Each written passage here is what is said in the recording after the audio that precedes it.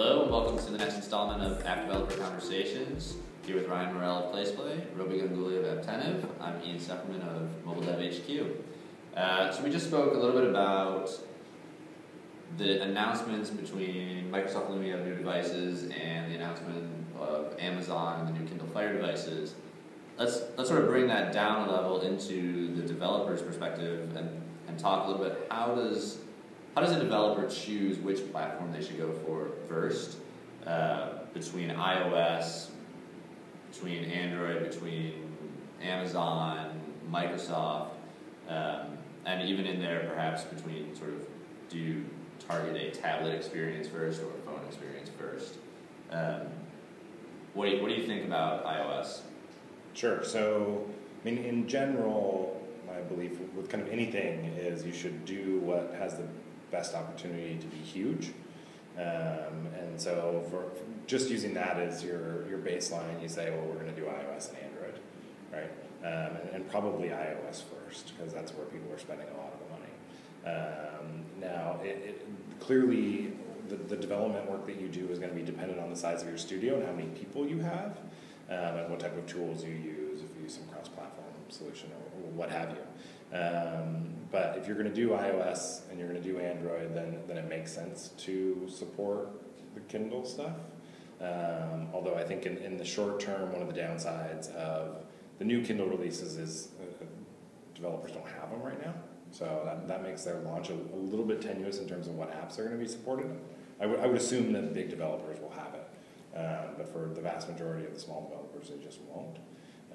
So if I were a developer starting a new game today, I would say, where can I make the most money possible? And choose that way. You may not make any money, but give yourself a shot. Yeah.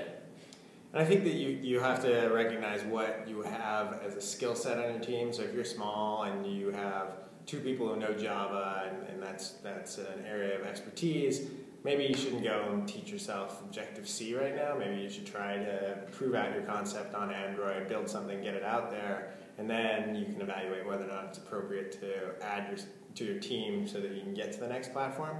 So I think that there's definitely an exercise you have to go through about your capabilities and what you can bring out. But it doesn't make a ton of sense to say focus really on Windows if you've got some expertise on Objective-C and on Java right now. Yeah. What about things like multi-platform, the app creators, PhoneGaps of the world, the more intricate ones? Do you guys think those are viable options for developers, or should they be focused on native only? I mean, there are certainly some really good tools. Some guys we know here, Zipline with Gitmo is fantastic. But native's always better. Right? It kind of is like the HTML5 conversation. And will HTML5 apps ever make a difference? And my firm belief is no, until you can replicate a native experience, right?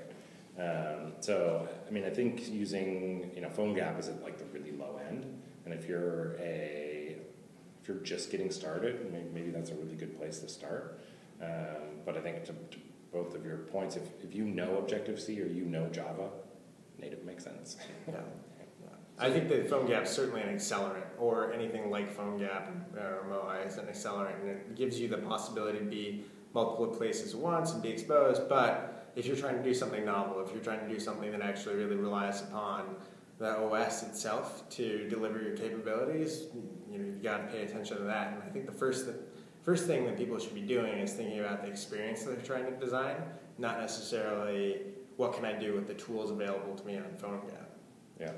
So it sounds like we're all actually in pretty good agreement that, in general, even though these announcements were cool with the new Microsoft Nokia devices and the new Amazon Kindle devices, we'd still stick with iOS and Google Play first. Yeah. Yeah, definitely. Yeah. And the big benefit of Android is you get access to all these additional app stores too, right? So there's GitJar, there's all these carrier decks. I mean, they're smaller, but those can add up. And at least at that point, you've got to start into the Kindle Fire world. Right. All right. Well, great. Thanks, guys, and keep watching to see the next installment. 1,000 fart apps on iOS. That was sort of the canonical first app that made it big for doing nothing. But if there are none on Windows Phone, maybe there's actually an opportunity for you there. Wherever there.